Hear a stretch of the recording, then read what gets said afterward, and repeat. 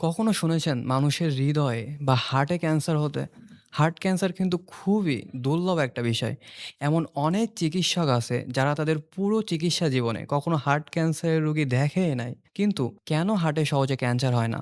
Science journal থেকে একটা গবেষণা করা হয়। সেখানে স্পন্দিত হচ্ছে এমন একটা ইঁদুরের হার্টে এবং অন্যদিকে স্পন্দিত হচ্ছে না কিন্তু রক্ত চলাচল করতেছে এমন আরেকটা ইঁদুরের হার্টে কিছু ক্যান্সার সেল ঢুকিয়ে দেওয়া হয়। ফলাফলে দেখা যায় যে হাড়টা স্পন্দিত হচ্ছিল সেখানে ক্যান্সার ছড়াতে পারেনি এবং অন্যদিকে যে হার্ট স্পন্দিত হচ্ছিল না সেখানে দ্রুত ক্যান্সার ছড়িয়ে পড়ে।